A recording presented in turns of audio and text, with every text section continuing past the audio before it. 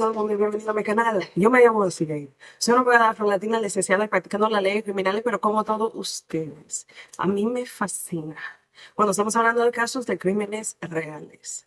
En este video vamos a hablar del caso de Jermaine Bass. Si quieres más video en español, nada más dime allá abajo. Hi everyone and welcome back to my channel. My name is Desiree.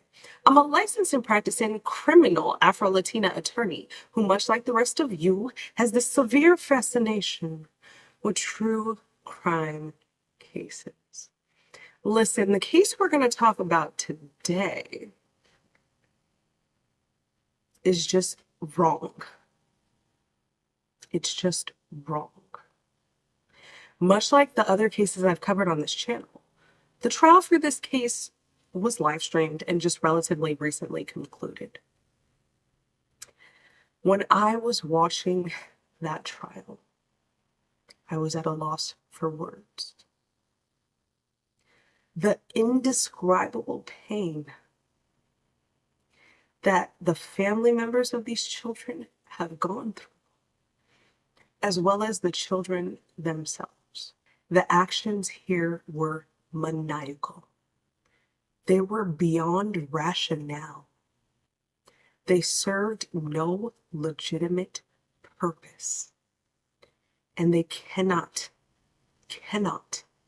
be justified.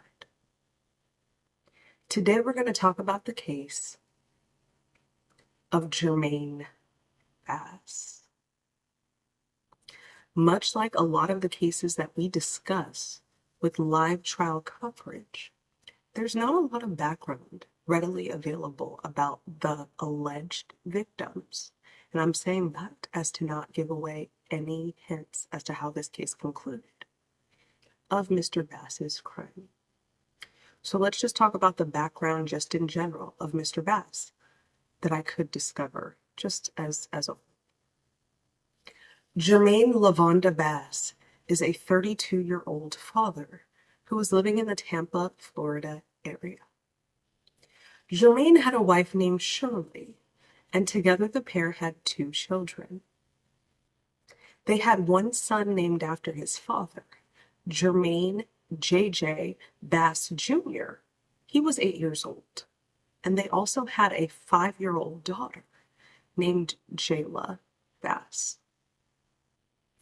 According to Prosecution, the family of 4 lived in a decent-sized townhome, and they really didn't have any sort of financial issues as far as supporting themselves and taking care of their family of 4. I've never lived in Florida, but I've visited quite a few times, so if this makes any difference to any of you, the townhome was located near the University of South Florida. On August 29th, of 2022, Shirley left the couple's home in order to attend a birthday celebration dinner for her sister. The birthday party was to be held at Ruth Chris, and by all accounts of the folks who attended the party, everyone was in a phenomenal mood. It was a light and pleasant celebration, and Shirley partook in all festivities. Shirley was not agitated. Shirley was not annoyed. And Shirley was actively engaged with her family members.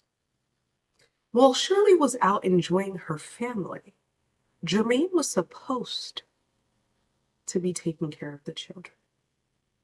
I'm going to stop right here. That's what he was supposed to be doing. But do you know what he did instead?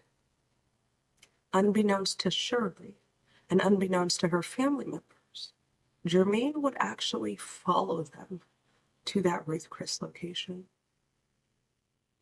While they were leaving, they noticed a pickup truck that was approaching them rather aggressively. It's not clear as to whether this was a truck unbeknownst to Shirley, but based on the accounts of the family members who were there, they were all surprised by the presence of the truck, and only to find out that the driver was Jermaine Bass. Jermaine violently exited the vehicle. He looked over at his wife and he yelled, "Are you drunk?" in front of all of her family and friends. Not much was described as to how Shirley responded, but whatever her response was, Jermaine was not pleased. He got back in the vehicle and he headed towards the couple's home. After the confrontation at Ruth Chris, Jermaine went back to the couple's townhome complex, parked his vehicle, went up the stairs, and shut the door behind him. Because she was also responsible for dropping off a family member, Shirley would be home just a few minutes after Jermaine, and she did the exact same thing. She parked her vehicle, went up the stairs, and shut the door behind her. Less than 8 minutes later, Shirley ran back downstairs in hysterics, frantically crying and screaming and begging for assistance. What happened in those 8 minutes that put Shirley into hysterics? Let me tell you. After both Shirley and Jermaine were at home, Jermaine went into his children's bedroom and fired off 5 shots. 4 of the 5 shots hit their intended targets, or at least that's how prosecutors frame it. The shots proved fatal for 5-year-old Jaylah Bass, and they critically injured JJ Bass. My thoughts on Jermaine aren't that high. Quite frankly, they're really low. Jermaine is a loser. He's a loser. Of any other job that you are given in society, nothing is more important than being a parent.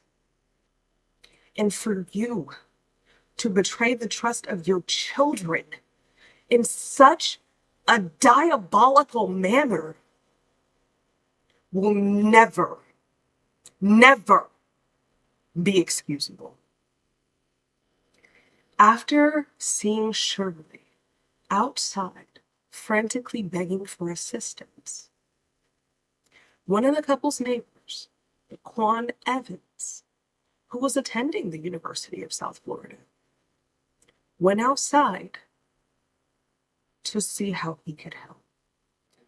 Daquan heard the gunshots, and he wanted to see what was going on. When he approached Shirley, in her frantic and manic state, Daquan immediately called 911. 911, do you need police, fire, or medical? Hey, how you doing? It's an emergency. I heard some gunshots in my neighborhood. Okay, let's see. 13915 American Heritage Club Drive, Hampton, Florida. Is this a house, a home, or apartment? An apartment I heard outside. Okay, how many shots did you hear? I heard a couple, but a lady downstairs said something bad is happening. I don't know. I just heard gunshots. Okay, do you know what area it's coming from? Like, is it coming from 137, 42nd, any specific area? No, just in the neighborhood. Okay. How long ago did you hear Just like 2 minutes ago. them? Okay. Now, after you heard the shot, did you see or hear anything else suspicious? Somebody screaming, a car that set off really quickly, anything like that? Oh, yeah, she right here right now. Okay. Do you want to put her on the phone? Yeah.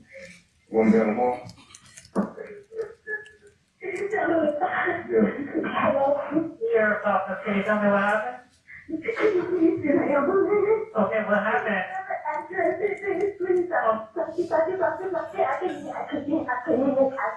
Yes, I'm getting them on the phone, okay? What happened?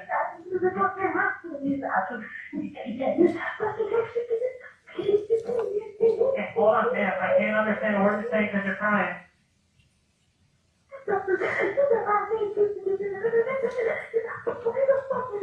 Okay, ma'am, hold on. Take a PD breath. I can't understand you when you're crying like that. Take a PD breath. What happened? Listen, I didn't need you to something, whatever for that. Just answer, please. What happened? I have to call in. What happened? Did somebody get shot? Someone shot. Someone shot who? Oh,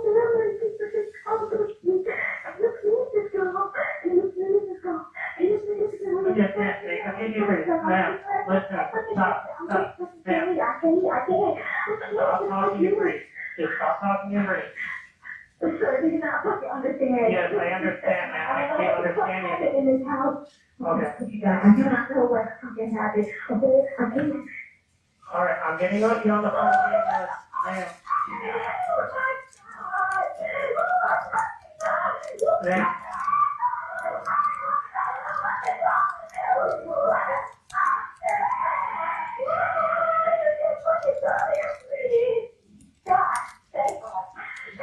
Ma'am, what's going on?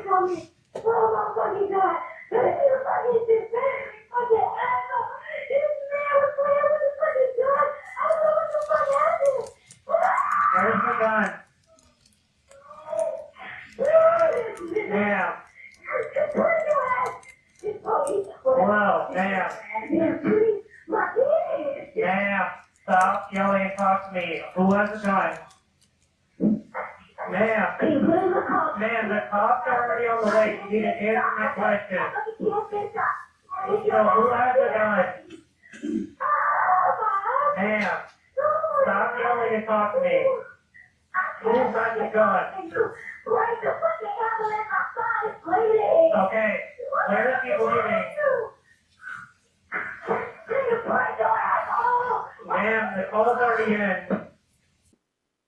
As Daquan was on the phone with the 911 call taker, Shirley took over the call as she wanted to explain to law enforcement exactly what happened.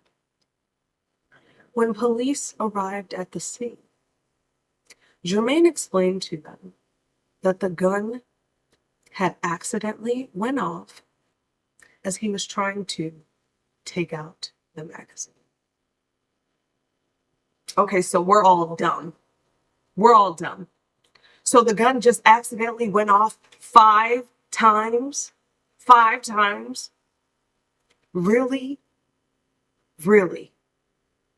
Another thing that prosecutors were skeptical of was the fact that despite his claims of accidental discharge, Jermaine himself never called the police requesting assistance. When police arrive at the scene, they see Jermaine holding JJ in his arms. As JJ is lying in Jermaine's arms, officers overheard him say, "Daddy, out my head." What a horrible, horrible person you must be to do that. To do that. What were you thinking?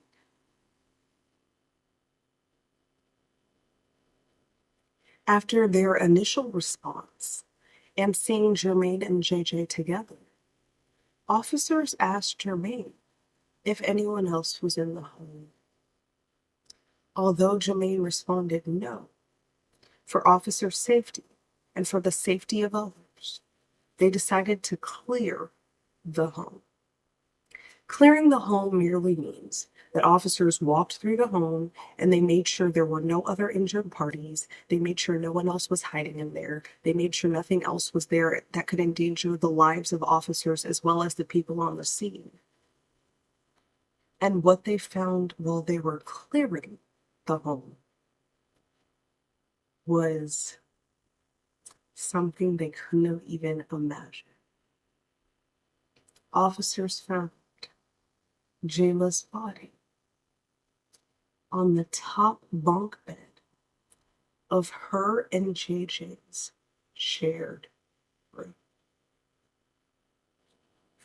Police tried to administer life-saving assistance to absolutely no avail. it was too late. But if this was such an accident, why didn't you tell officers that your daughter was in crucial and critical condition in her bedroom? Why wouldn't you do that? But this is an accident though, right? You accidentally discharged a gun 5 times though, right? You didn't call the police to let them know it was an accident though, right? And then when they arrived, you still don't tell them that your daughter, your flesh and blood, the person you helped bring into this world, was in critical condition. But an accident though. Okay. Officers ultimately remove Jaylah's body from the home and they yank JJ out of Jermaine's arms. Yank is my word. They probably did it more kindly than that, but safely removed him from Jermaine. After doing that, police started gathering the physical evidence from the crime scene.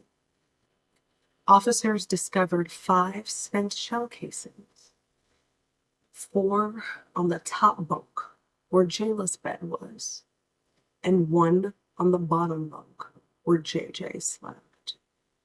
But where was the gun? It was in the exact same place that Jermaine said it would be. It was in he and Shirley's bedroom, in a silver dresser, and right next to his wall. Jermaine was ultimately arrested, and the prosecution charged him. They charged him with the first-degree murder of his own daughter, Jaylah Bass, the attempted murder of his son, JJ Bass, and 1 count of aggravated child abuse as it relates to each child. My feelings in this case, as well as I'm sure the feelings of some of you watching this, were actually shared by the prosecutors in this case. Jermaine's actions were egregious. And initially, the prosecution sought the death penalty. However, 1 month prior to commencement of his trial, the prosecutors took the death penalty off the table. The first day of Jermaine's trial began on February 24th of 2025. Prosecutor John Terry delivered his opening on behalf of the state.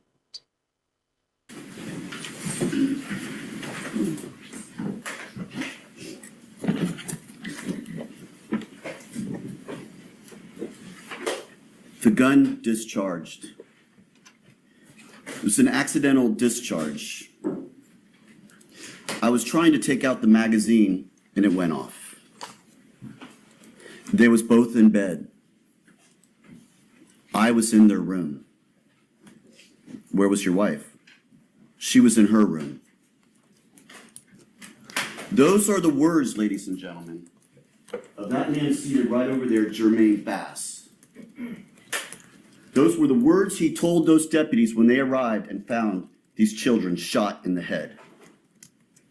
That was his explanation to them of why 2 children were shot in the head.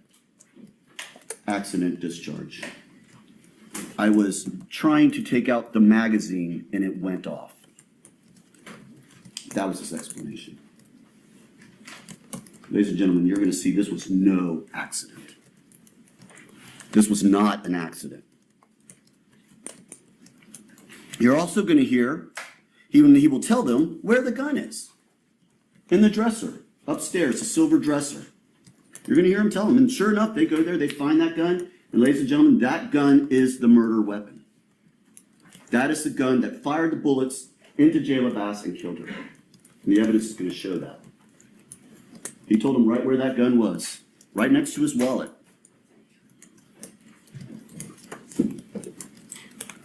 You will not only hear these things, you will see him say these things to the deputies when they arrive on scene. You're going to hear from some of the responding deputies that arrive. These deputies wear what are called body-worn cameras. These cameras capture interactions with citizens, interactions during events. They come on generally when they're responding to a scene. They're not on all the time, but they come on when they're responding to a scene. And these came on for some of these deputies. So you are going to see Jermaine Bass that night. You're going to hear his explanation to the deputies of how both his children ended up shot in the head. What you will not hear from him are any questions about how is his daughter doing? How is his son doing? Objection. Improper argument. Sustained. You will never hear him say it was anyone else other than it was an accidental discharge while I was taking out the magazine. That's what you will hear. But the evidence will show you, ladies and gentlemen, this was no accidental discharge. 5 shots from that Glock. 4 hit their target. 3 of them went into the head of Jaylah Bass, his daughter, his 5-year-old daughter, as she lay in the bed right next to her brother, who was also shot in the head, in the temple. These were aimed, they were precise, they were targeted right to the most crucial part of the body, the head. 5 shots, 4 in the head. That's what the evidence is going to show you, ladies and gentlemen. On August 29th of 2022, this defendant right here walked into that bedroom where these 2 little children were laying in their bed, and he shot 5 times into their heads. Why this man would take the life of his 5-year-old daughter, Jaylah Bass, and attempt to take the life of his 8-year-old son, Jermaine Bass, we may not know. We may never know. But remember, ladies and gentlemen, I told you during voir dire that we don't have to prove motive. In listening to John Terry's opening, I would say, I don't know, it was mediocre-ish. I feel like we have seen different opening statements, specifically on this channel. We don't have to go too far, that were far more impressive. But we've also seen some that were far, far less impressive as well. So all in all, Mr. Terry did what he needed to do. He described what happened and described the evidence that the jurors were to see. Following Mr. Terry's opening, defense attorney Jennifer Spradley delivered her opening statement on behalf of Jermaine. Jermaine Bass, my client, did not shoot his children. What happened on August 29, 2022 was tragic, and you're going to hear a lot of testimony about what happened on that day. And a lot we are not going to be in dispute about with the state. Where it happened, what time it happened, how many shots were fired, things of that nature. You're going to see that there's not a lot that we're going to be disputing about. But the most important part, we are. Who was responsible? Who fired the gun that injured Jaylah and JJ Bass? You're going to hear the evidence because, as the judge instructed you, what we say is not evidence.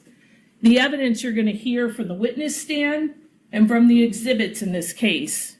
And when you hear the evidence, pay close attention to the timeline of the events. When Shirley calls 911 and you're going to hear that call, she is not asking for police. She's asking for an ambulance. She's asking for medical help repeatedly, and you will hear it for yourself. Mr. Terry stood up here and said that he wants you to believe that it's an accident, but pay attention to what Shirley says as well about what happened.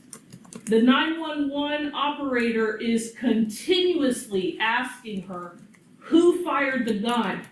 Did somebody drive by? And pay attention to what her answers are close in time to the events. When police start their investigation, pay attention to who the police are able to talk to right away and who they have to wait to speak to. This story about Jermaine on the highway with China Gadsden and Shirley Bass doesn't come to police attention until over a year after the incident. Pay attention to who's cooperating. You'll hear from the lead detective in the case and the efforts that he made to speak to Jermaine, to JJ, and to speak to Shirley about what happened. You'll hear, obviously, that after this happened and JJ was injured, he was in the hospital for a while. And then they made efforts to speak to him once he was released. You'll hear from Detective Gabbott that Shirley was uncooperative when they tried to interview her son, that they were not able to investigate her phone because she never turned it over to law enforcement for them to look at any kind of communications that were happening that night. Shirley does not call 911 from her phone. She goes across, and the phone that she is using to dial 911 is Mr. Evans' phone, an across the street neighbor. You're going to hear that Detective Gabot had difficulty reaching out to Shirley, that they made efforts to interview JJ at the Mary Lee house. And the Mary Lee house is a location where law enforcement routinely interviews children because they're treated differently than an adult witness. And you'll hear that the first time they set it up, Shirley came, but then refused to let the interview happen. Then they tried again that afternoon, and you'll hear that JJ was disruptive, that he refused, that he walked away, and he didn't talk to them. They tried to set it up again on a later date, and he did not appear. Finally, detectives had to serve Shirley with an investigative subpoena. They tried to get her to cooperate voluntarily, but then they were trying to force it. An investigative subpoena is not an invitation, it's a demand. So she brings him in. And when they do, he says that he does not remember what happened on that night. And that's where we're left. You're not going to hear from JJ because the state and I, the defense, agree that if he was to come in, all he would say is that he doesn't remember what happened that night. So you're not going to hear from him.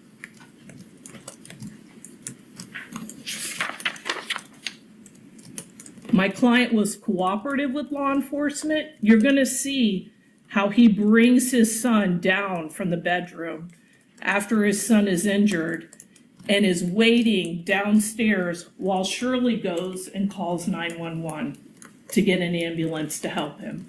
He stays with his son. You'll see the interaction that he has with law enforcement. And pay attention to the evidence and the investigation that's done at the scene. As Mr. Terry told you, there's blood evidence at the scene. There's testing that's done. There's additional testing that is done because it's confusing. Children were moved. And so there's a question as to where things happen. And so the additional testing that was done in this case helps give you a clearer picture of what happened in that room. You'll see a purse that was found in the children's room that belonged to Shirley that has ammunition in it, and a holster, and a magazine. You'll also see an empty holster and a child's bassinet that's in the kid's bedroom, along with a little plate that has some eaten food on it. Pay attention to the inconsistencies in the testimony and the evidence. Listen not only to the answers that the witnesses say when the state asks questions, but also when we ask questions. There'll be different versions told by the witnesses and the evidence in the case.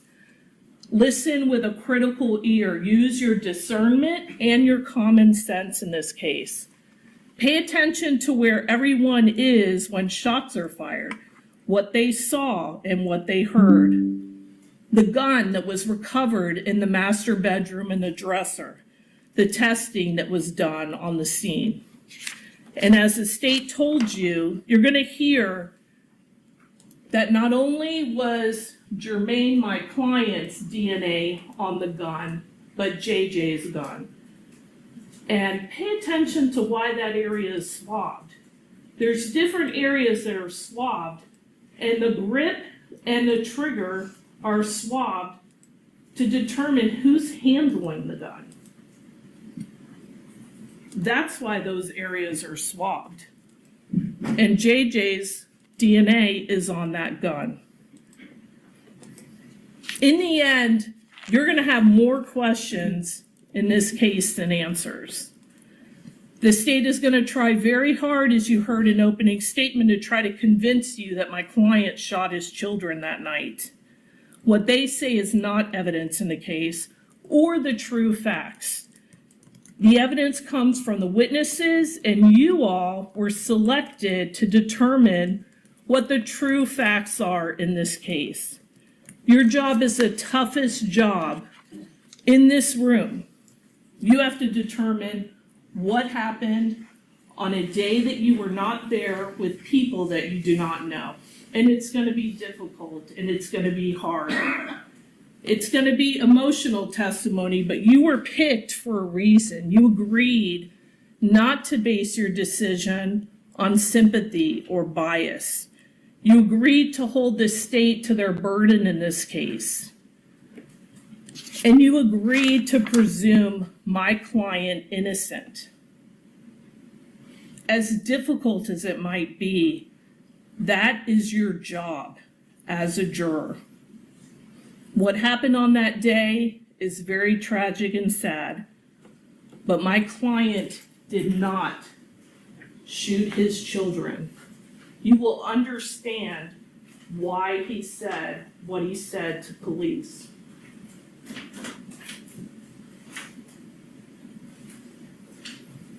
At the end of the case, after listening to all the evidence and the law, you will agree and find Jermaine Bass not guilty. I found Miss Spradley's statement to be sloppily composed, sloppily put together, slop in general. Okay, maybe that's too harsh. But what I'm saying is, we all have really severe reactions when we hear child abuse, right? And I just don't feel like her opening statement left much to kind of de-escalate the nature of things. But again, she did what she was supposed to do.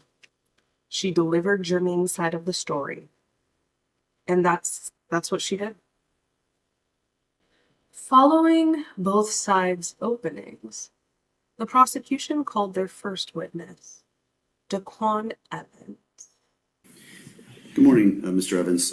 If you could, where are you currently living? I live in Ocala, Florida. Back in 2022, in August of 2022, where were you living at that time? I was staying off 13. Well, I can't remember the name of it, but I was down here in school as a student athlete in some condominium apartments. What school were you going to? University of South Florida. All right, and you were a student at, what were you playing? Football. All right. And what are you doing now? I'm a mentor for Wake Up Mentoring based out of Orlando, Florida. All right. Now going back to August 22nd August 29th of 2022, you were a student here at USF, and were you living in the Heritage Club apartments? Yes, sir. All right. On that particular night, did something happen? Yes, sir. All right. What do you recall? When do you recall the first time knowing something was going on? And I heard like 4 or 5 shots All right. Where were you when you heard those shots? in my house, in my room. All right. And you described 4 or 5. Is that how many you thought you heard? Yeah. All right. What did you do upon hearing those shots? Like back at home, I'm used to hearing those type of things going on, so I just reacted and made sure I was good in the house and just really stayed there until I heard, something else from my Ring camera. And I just went downstairs and ran into a lady. How long after you heard these shots did you hear this or see this lady? On my Ring camera, probably like next 5 to 10 minutes. All right. Could it have been quicker than that or longer than that? Do you know? No, I don't know. All right. What did you do upon seeing this lady? I went downstairs and she asked for help, basically for me to call, the officers. She asked for the address. Okay. And that's what I did. All right. And were you in fact the person who called 911? Yes, sir. All right. And it was your phone she was on during that conversation? Yes, sir. All right. How did she appear to you? Like shocked, like she was lost the words a little bit. All right. Now you mentioned a ring camera. So your building had a Ring camera at that point in time? Yes, sir. All right. I'm gonna show you what's been marked as State's Exhibit number 7. Did you have a chance to look at this video? Yes, sir. All right. And this is a video, in fact, from your Ring camera on that night? Yes, sir. All right. And does this fairly and accurately depict kind of what happened in that moment when she was at your door? Yes, sir. All right. Judge moved out State's Exhibit number 7 admitted into evidence. No objection. It's admitted. May I publish, Your Honor? Yes.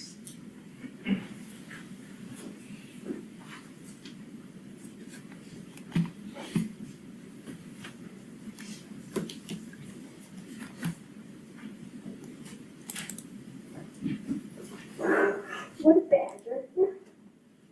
What's the number 15?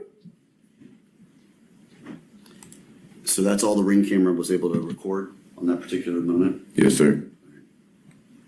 And that woman out there, that's the woman who you gave the phone to when you were talking to 911? Yes, sir. Daquan testified about hearing 4 or 5 shots.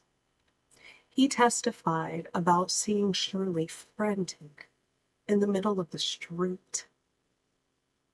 He testified that he just called 911 to make sure that Shirley and her family got the assistance that they needed. I found Mr. Evans's testimony to be matter of fact. I was here on this day. This is what I saw. This is how it happened. This is when I called the police. Y punto. I think he did what needed to be done. Told the truth. Following Mr. Evans's testimony, the prosecution called their next witness, Deputy Scott Rammey, or Rammey. The officer testified about being one of the first responding officers on the scene and taking JJ away from Jermaine for his safety. What did you believe you were responding to? What was the call about?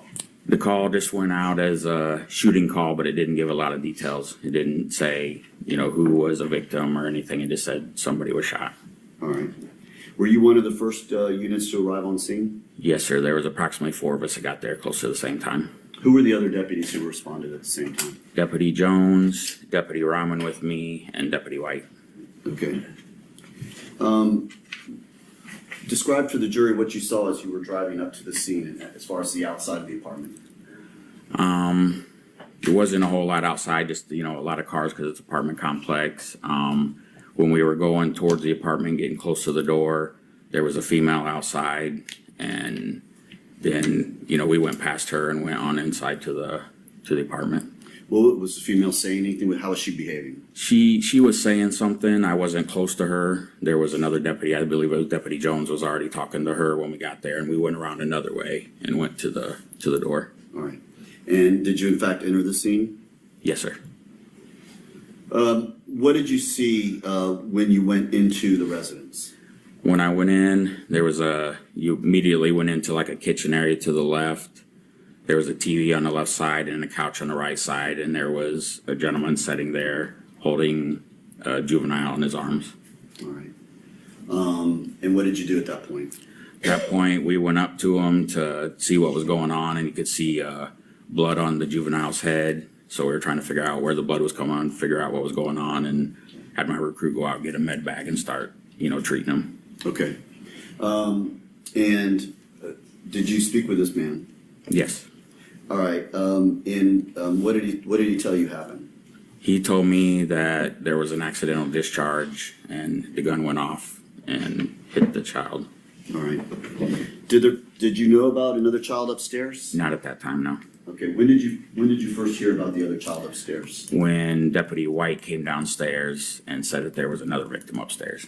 All right. Had the defendant, Mr. Bass, ever said anything to you about this other victim upstairs? No. All right.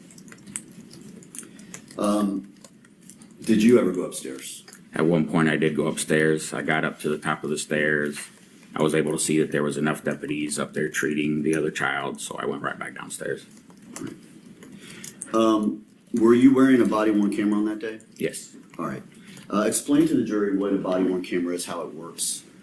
So a body-worn camera is the camera for a normal call that you go to, you have to turn it on yourself, but anytime like we pull out our weapon, turn on your taser, turn your lights on your car, it automatically comes on, but we use it every single call we go to, we turn it on. And it records everything. It can see everything we see, it sees. Are you in fact wearing a body-worn camera right now? Yes. Can you point it out and show it to the jury where it's located? It's right here. The record reflect he's standing up and identifying like a black box in the center of his chest. Yes. I'm going to show you what's already been introduced as State's Exhibit number 2. Did you in fact review this? Yes, I did. Okay. And is this in fact a copy of the body-worn camera you were wearing on that day? Yes. All right. And does it fairly and accurately depict what you saw when you arrived on scene? Yes. All right, Judge, I'm going to publish it now.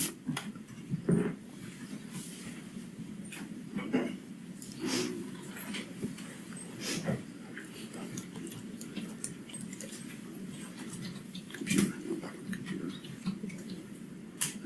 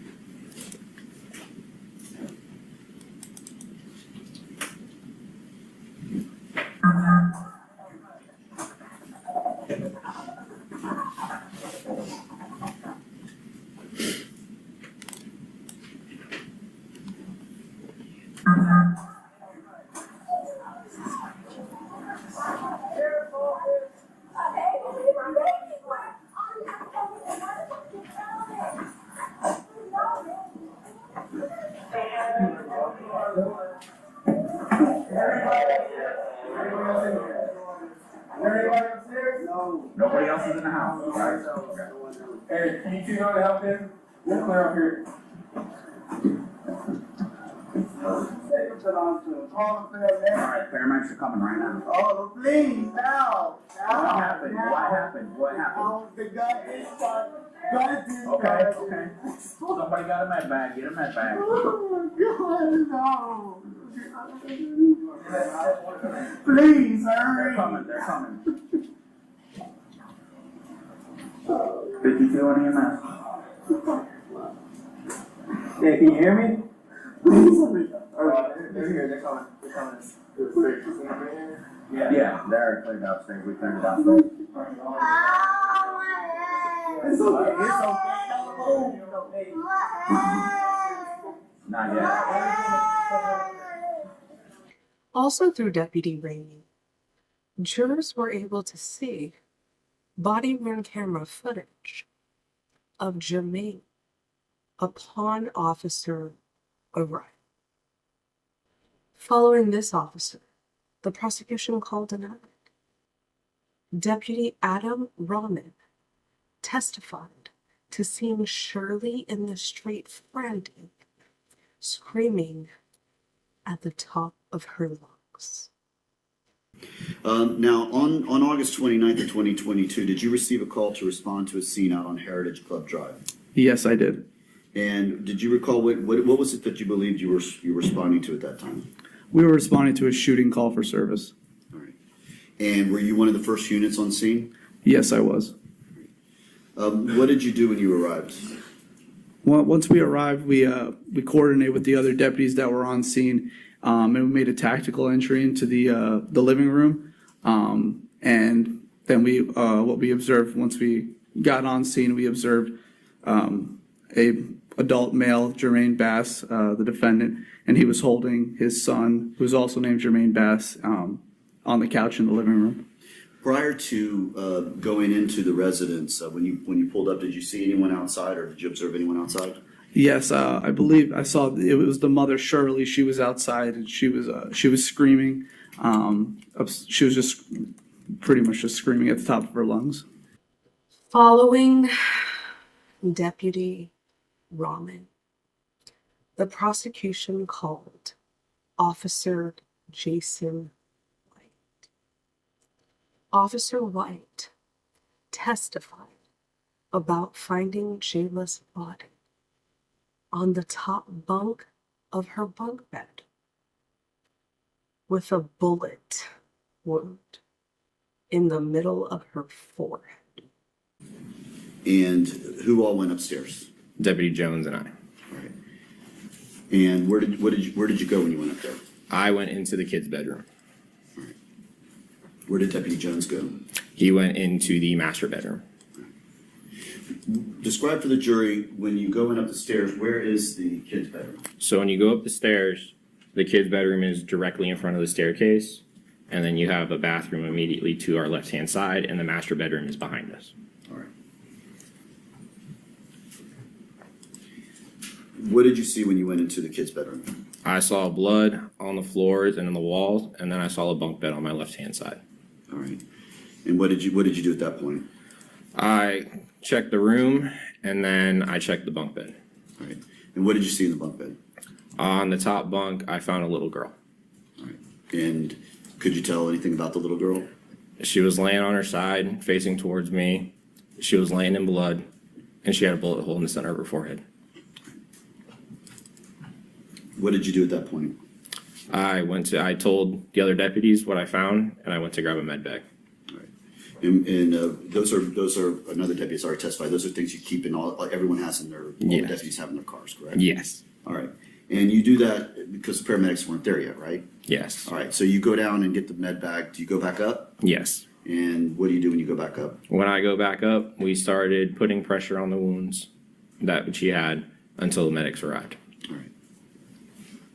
The prosecution also called crime scene investigators to testify about the documentation of Jermaine's home and the state that it was in on the date of the incident. The second day of Jermaine's trial continued on February 25th of 2025. On this day, jurors heard testimony from multiple family members who attended the Ruth Chris dinner with Shirley and in celebration of Shirley's sister. The third and final day of Jermaine's trial continued on February 26th of 2025. On this day, both prosecution and defense delivered their closing arguments.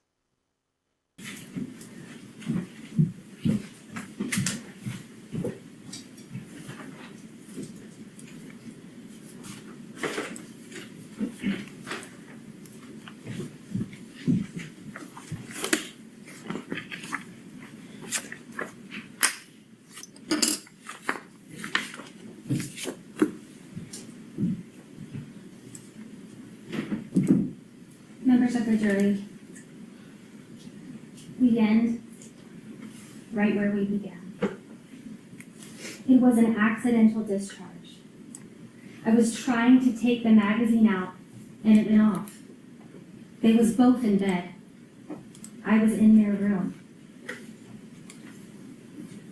Those were the statements of the defendant, Jermaine Bass Jr. Mere minutes after he murdered his daughter while she was laying in the top bunk of her bed. Those were his statements as he was holding his son, who was profusely bleeding from a gunshot wound to the side of his head that he caused. It was an accident. I was loading the magazine. I was in their room. Those statements you heard on the body-worn camera of Adam Rahman, HCSO deputy who first responded. I want to draw your attention on that same body-worn camera to the timestamp of 22:46:20, right after he made these statements. The defendant was asked, "What happened upstairs?" He looked straight at the deputies and he said, "Nothing happened upstairs." That man uttered those words, "Nothing happened upstairs," when he knew that his daughter was on that top bunk with a gunshot wound to the middle of her forehead, and she was bleeding out and she was about to die.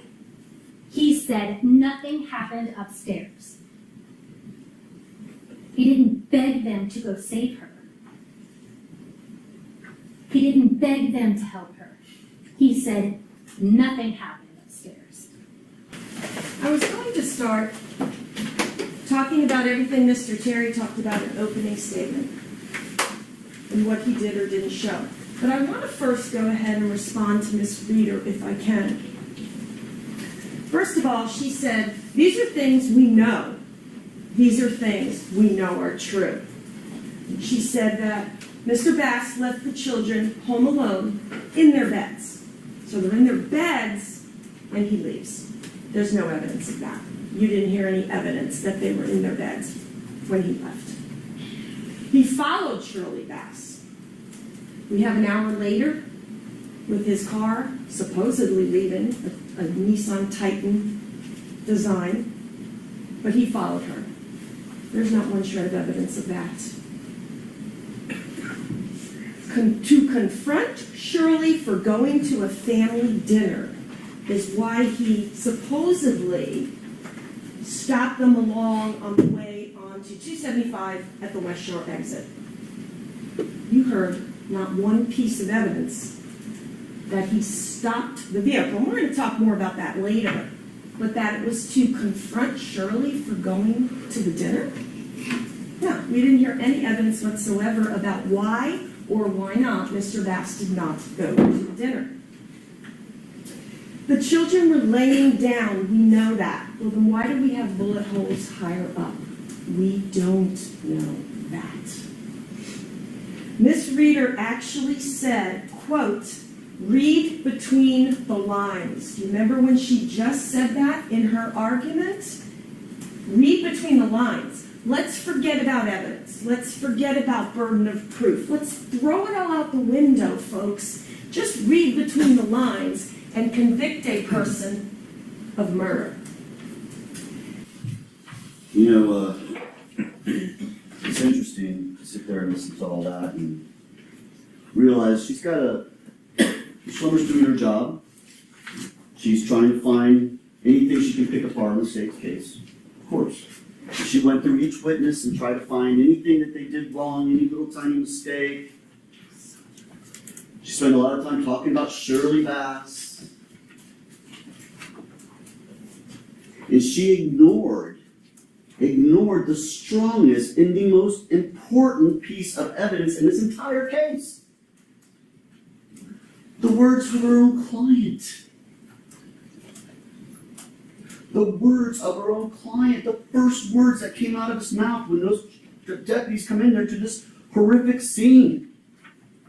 She completely ignored that, ladies and gentlemen. She completely.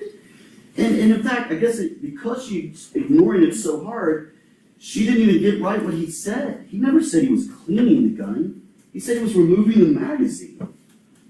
That's how much she's ignored it, is that she didn't even get the words he said right.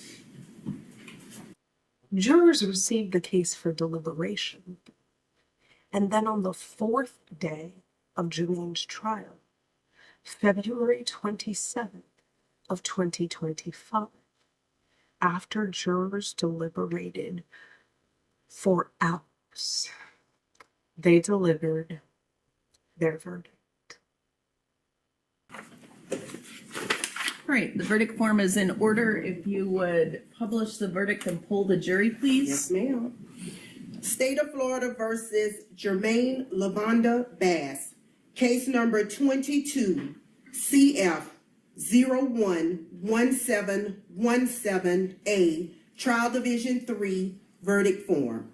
We, the jury, find as follows as to count 1, murder in the first degree.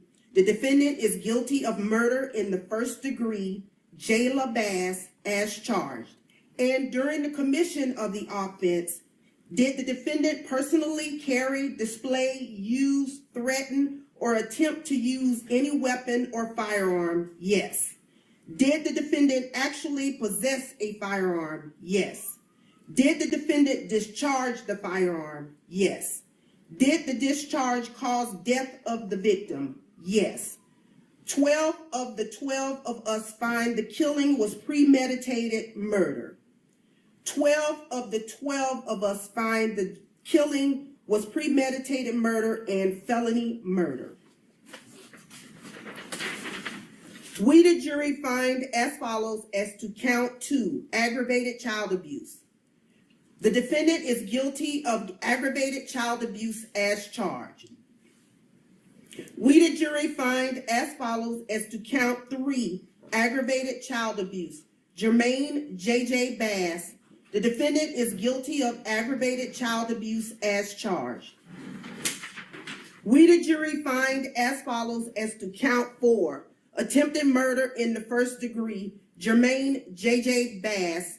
The defendant is guilty of attempted murder in the first degree, Jermaine J.J. Bass, as charged. And during the commission of the offense, did the defendant personally carry, display, use, threaten, or attempt to use any weapon or firearm? Yes. Did the defendant actually possess a firearm? Yes. Did the defendant discharge the firearm? Yes. Did the discharge cause great bodily harm to the victim? Yes. So say we all, dated this 27th day of February, 2025. On the 5th day, March 3rd of 2025, the court heard from multiple victims in this matter about how Jermaine's actions impacted them. Jermaine himself addressed the court to continue that the shootings were an accident and that he was a good father. Where, bro? Where? Growing up for me as a child, it's been tough. I was raised in a single parent home till about the age of 10 with my cousin that my mom adopted. And we had good times. We had some bad times. I've always gone to school. I've always had good grades. Like my mom stated, I've always worked.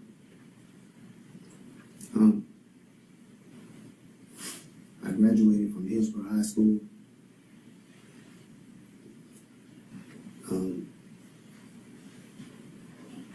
I'm a good person. I've worked. I've always provided for my family. always been a good spirit, a good cheer. I was always the favorite cousin, the favorite brother, the one who was, some people may say, the privileged one.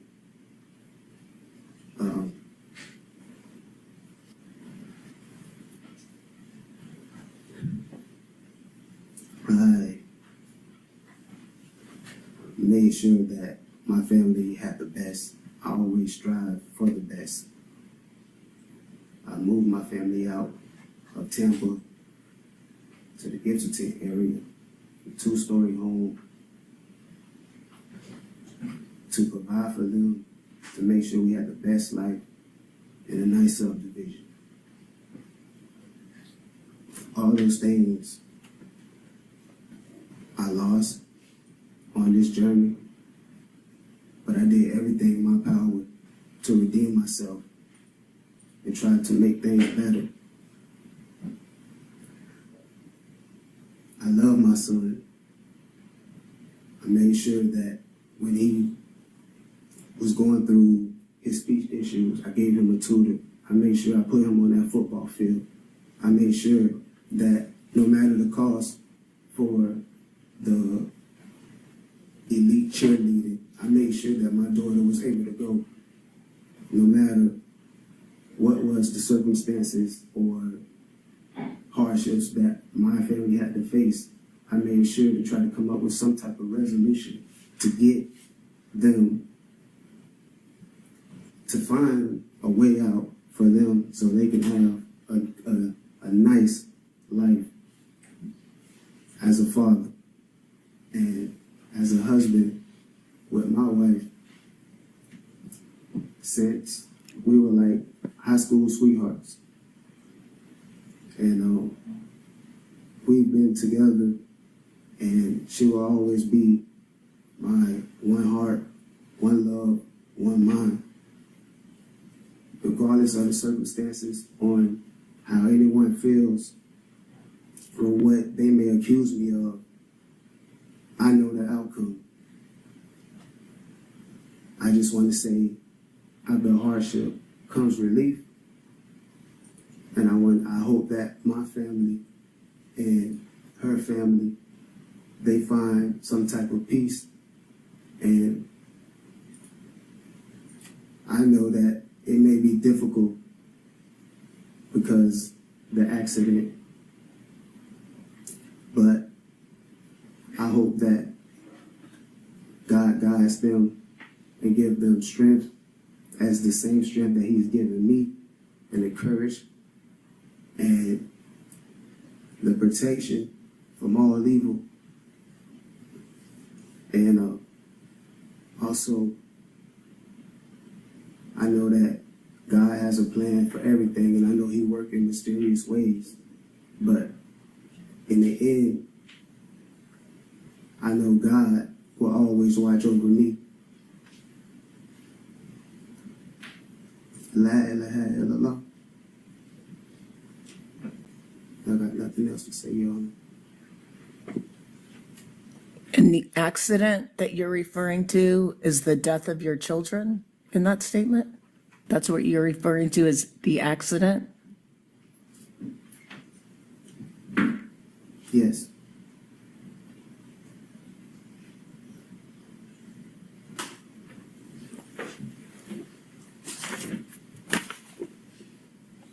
Anything else from either side? Following listening to all parties involved, the court imposed Jermaine's sentence. All right, based on the jury's verdict, Mr. Bass, on counts 1, 2, 3, and 4, you're adjudicated guilty, sentenced to life in Florida State Prison. Counts 1, 2, 3, and 4 each carry a 25-year minimum mandatory sentence. Count 1 is life without possibility of parole. That's for the first-degree murder of Jaylah Bass. impose all mandatory costs as a lien against you. That includes the $150 for the cost of prosecution. You have credit for 917 days. Is that your understanding of your credit time? Yes, Your Honor. All the counts are to run concurrent. All the minimum mandatories are to run concurrent. Any questions about this sentence? I have no kind words for Mr. Bass. None. Because you should have been the protector of your children. The old saying goes that a daughter's first love is her father. And you failed Jaylah in more ways than I can even count. You are, and I'm trying to bite my tongue here, scum. You are slime. How dare you? I hope Jaylah and JJ's families feel as if justice was served. And poor JJ. Not only does he have to live without his sister for the rest of his life, he has to live knowing that you tried to take his life as well. You are a miscreant. You are nothing. And I still wish peace for all parties involved, including you. Hopefully, time in prison will allow you to reflect on the poor decisions you made. As always, thank you guys so much for watching. Please like, comment, share, and subscribe. Until next time, take